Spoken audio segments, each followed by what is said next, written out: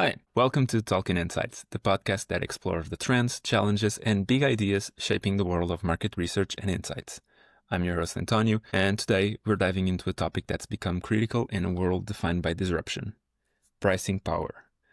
Our guest today is Mary Kyriakidi from Kantar, and she's here to unpack a bit about what's pricing power and why is it more than just a lever for profitability. Kantar's latest research talks about just this, how brands that build pricing power grow nearly twice as fast as those that don't. It's a great conversation, so without further ado, here's Mary.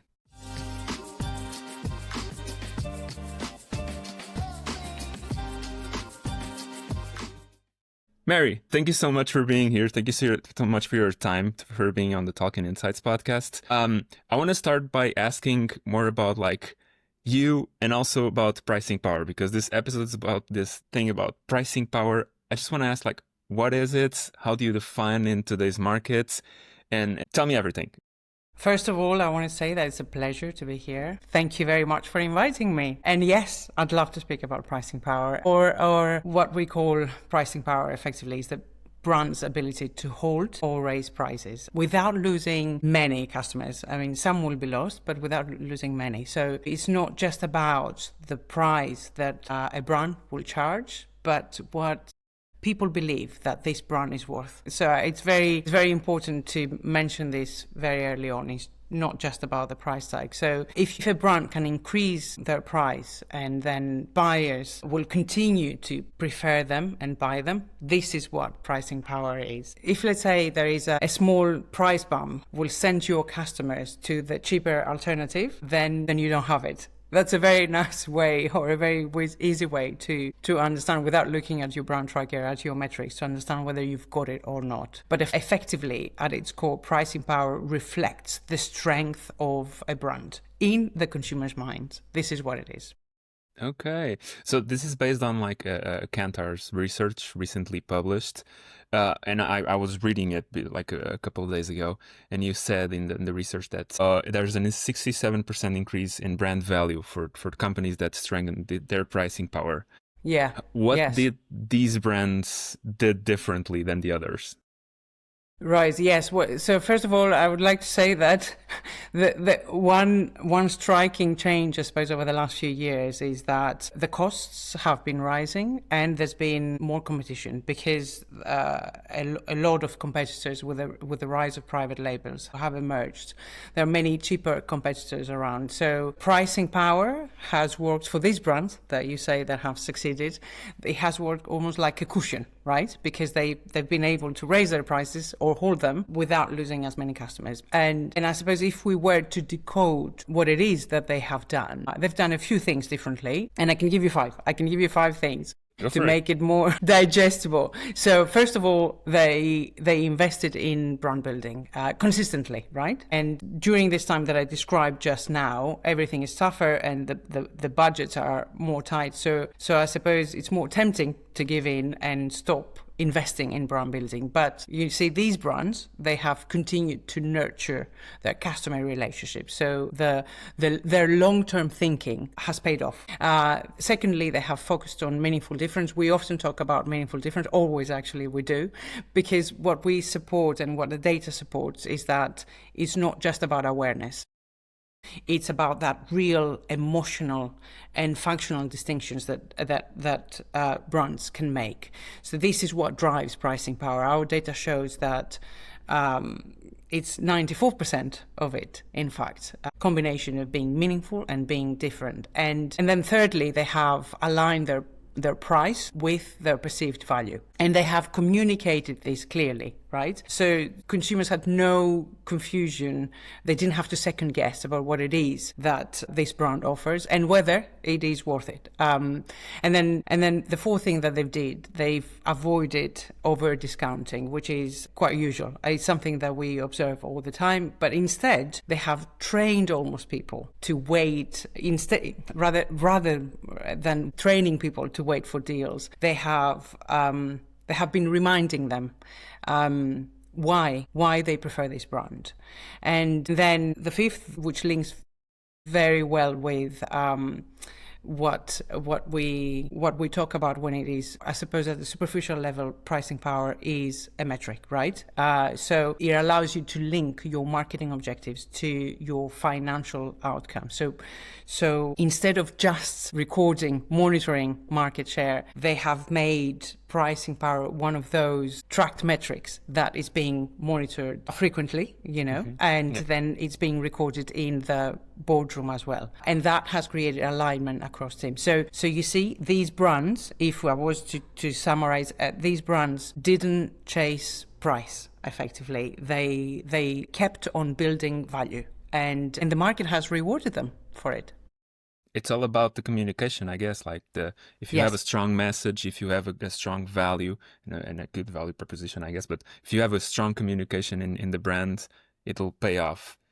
Is there a kind of a risk of some brands overcomplicating their message or the value proposition? How do you strike this balance?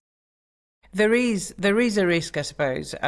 And we've seen this happening when you're trying to stand out. Yes, tend to overcomplicate things, and when a brand piles on too many messages or constantly shifts its tone to find the right one, it can confuse customers and it can dilute the identity of the brand. I would say, think of a tech project that is listing endless features, or eventually people will tune out. And the same happens with brands that try to be everything to everyone. It's David Ogilvy who once warned that usually that means being nothing to anyone. So you're right. The key is clarity. Differentiation isn't about being complex. It's about being compelling. Right? And the strongest brands focus on one or maybe two things that they want to be known for, and they communicate that consistently, relentlessly. And I would say it's not about the words that you use, but it's about the way that you use them, by that constant maniacal execution of them in everything that you do. I mean, think about Volvo. Volvo, for instance, owns safety. Coca-Cola owns refreshment. Dyson owns performance. And yes, they have many features, but their message is sharp and simple. Yeah. Stand your ground, know what you're doing, and know this is what I do. And then you can do all the other things, but this is being known for something. And that's a great example. The Coca-Cola is like, Coca-Cola, Volvo, those brands for the things that they do. And obviously they have like the whole plethora of things, but Volvo is known for this and Coca-Cola for that. That's Correct. Very interesting. Sorry, go ahead. No, I was going to say that if a consumer, if a person can quickly answer, why would I pay more for this brand, then that means that this brand has nailed it, because consumers can't really value what they don't understand. Yeah. And that kind of leads me to, I was thinking, like, as you were saying, I was thinking about like kind of luxury brands. Like we have these fashion luxury brands, and sometimes they're so similar that you have to like come up, like you as a customer kind of have to like get those differences. My other question was about like, there's always like these buzzwords going around. AI, sustainability, inflation.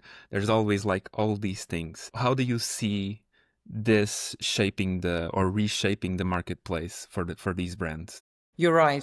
They are buzzwords, but they're also forces, right? And they are reshaping the game. So let's take AI. You mentioned AI. So I would say it's a double-edged sword. So thanks to it, consumers now are smarter, and brands are actually faster. So on the one hand, you've got AI tools like a shopping assistant or a price comparison bot, and that can help consumers spot overpriced products immediately, right?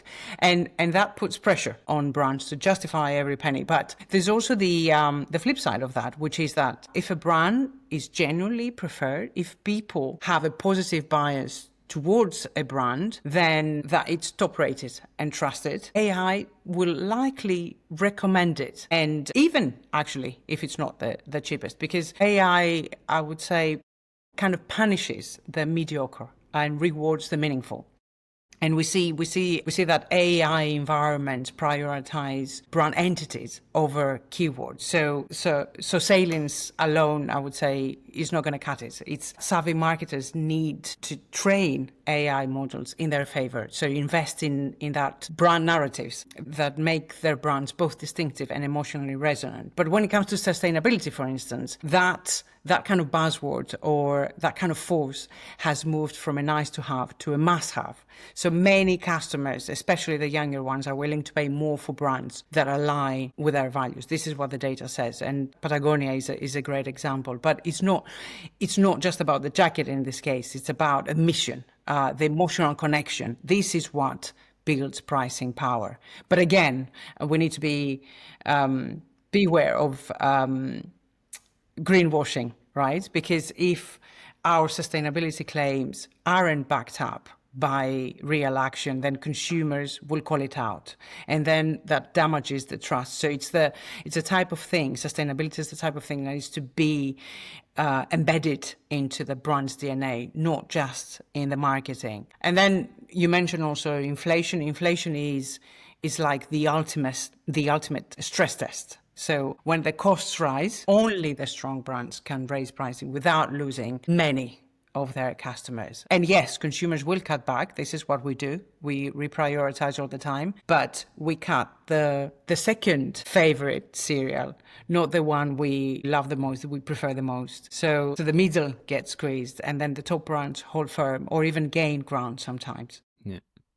That's very interesting. And it's very interesting. Last week we were talking about this, like sustainability in the episode from last week, but we were talking about like how sustainability and how like it differs from country to country and from region to region. Like obviously it was about India last week, and we were talking about like sustainability is cool. Like people want to be more sustainable, want to be more green, but they also have like the price in mind. And in some regions they just can't pay more. Like it's, I have 10 and I can't spend the 10. If you put the product to 20, I just won't be able to do it as much as I want to be sustainable or I want to be green. Yes, yes. You're right. You're right.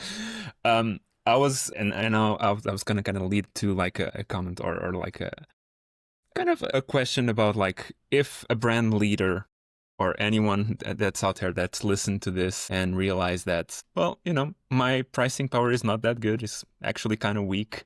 What's the first step that they should take apart from, going to Kantar, contacting you? But they can always do that, but I would say don't panic. The first thing is do not panic, but be clear. Maybe keep those two. But I can dwell on that a little bit because the first step really is to diagnose the gap. I would say go back to consumer insight, look in your brand tracker for answers. Look at how your brand is being perceived. Look at your sales data. Combine the two. I mean, do people believe that you're worth your price? If you find the answer to that and the answer is negative, then that's your signal. Pricing power isn't about what you charge, or isn't just about that. I need to repeat that again and again. It's about what people believe you're worth. And then from there, I would say revisit your brand promise. So what's the real problem that you solve? What is the exceptional benefit that your brand offers?